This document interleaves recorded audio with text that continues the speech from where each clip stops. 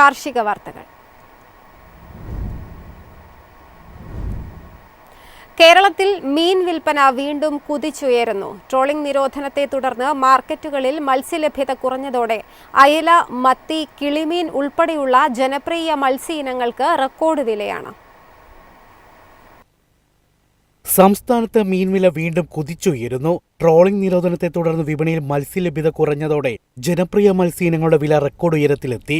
അയലയ്ക്ക് കിലോയ്ക്ക് 350 മുതൽ 500 രൂപ വരെയും, മത്തിക്ക് 340 മുതൽ 400 രൂപ വരെയും, കിളിമീനിന് 480 മുതൽ 500 രൂപ വരെയുമാണ് പല മാർക്കറ്റുകളിലെയും വില. ചാള, ചെമ്മീൻ, ആവൂലി തുടങ്ങിയവയുടെ വിലയും ഇരട്ടിയോളമായി ഉയർന്നതായി വ്യാപാരികൾ പറയുന്നു.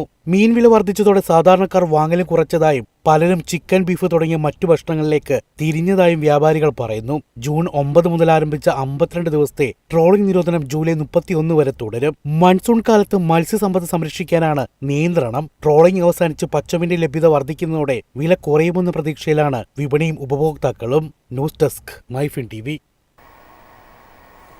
ജമ്മു കശ്മീരിൽ ലാവൻഡർ കൃഷി വേഗത്തിൽ വ്യാപിക്കുന്നു. ഉയർന്ന വരുമാനം നൽകുന്ന കാർഷിക സംരംഭമായി ലാവൻഡർ മാറുന്നതോടെ കൂടുതൽ കർഷകരും യുവാക്കളും ഈ മേഖലയിലേക്ക് എത്തുകയാണ്.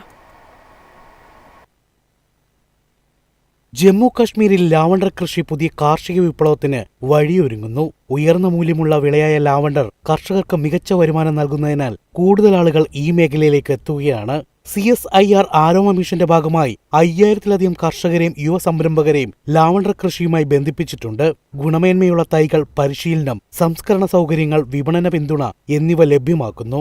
ജമ്മു കശ്മീരിലാകെ 50-ലധികം ഡിസ്റ്റിലേഷൻ യൂണിറ്റുകൾ സ്ഥാപിച്ചതോടെ ലാവണ്ടർ ഓയിൽ ഉൽപാദനവും വർദ്ധിച്ചു. ദദർവാഹ് മേഖല ഇന്ന് ഇന്ത്യയുടെ പർപ്പിൾ റവല്യൂഷൻ കേന്ദ്രമായി മാറിയിരിക്കുകയാണ്. കൃഷിയിൽ നിന്നും മൂല്യവർദ്ധിത ഉൽപ്പന്നങ്ങളിലേക്കും സ്റ്റാർട്ടപ്പുകളിലേക്കും വ്യാപിക്കുന്ന ഈ സംരംഭം ഗ്രാമീണ സമ്പദ് വ്യവസ്ഥയ്ക്ക് പുതിയ കരുത്താകുമെന്നാണ് വിലയിരുത്തൽ. News desk MyFin TV. Indian ജീരക കയറ്റുമതിക്ക് തിരിച്ചടി. ചൈനയിൽ നിന്നുള്ള വാങ്ങൽ ഗണ്യമായി കുറഞ്ഞതോടെ 2025-26 സാമ്പത്തിക വർഷത്തിൽ ജീരക കയറ്റുമതി ഇടിഞ്ഞു. ചൈനയിൽ നിന്നുള്ള വാങ്ങൽ കുറഞ്ഞത് ഇന്ത്യൻ ജീരക കയറ്റുമതിയെ സാരമായി ബാധിച്ചു. 2025-26 സാമ്പത്തിക വർഷത്തിൽ ജീരക കയറ്റുമതി അളവിലും മൂല്യത്തിലും ഏകദേശം 28% ഇടിവ് രേഖപ്പെടുത്തി. ഇന്ത്യൻ ജീരകത്തിന്റെ ഏറ്റവും വലിയ വിദേശ വിപണികളിലൊന്നായ ചൈനയിൽ ആഭ്യന്തര ഉൽപാദനം വർദ്ധിച്ചതാണ് ഇറക്കുമതി കുറയാൻ പ്രധാന കാരണം. ബംഗ്ലാദേശ് ഉൾപ്പെടെയുള്ള ചില പ്രധാന വിപണികളിലെ മന്ദഗതിയും കയറ്റുമതിയെ ബാധിച്ചു. എന്നിരുന്നാലും യൂറോപ്പ്, മിഡിൽ ഈസ്റ്റ് തുടങ്ങിയ മേഖലകളിൽ നിന്ന് ആവശ്യകത നിലനിൽക്കുന്നതായി വ്യാപാര വൃത്തങ്ങൾ പറയുന്നു. News desk MyFin TV. എളുപ്പത്തിൽ സമ്പാദ്യം വളർത്താം. ഇന്ന് തന്നെ മൈഫിൻ TV ആപ്പ് ഡൗൺലോഡ് ചെയ്യൂ.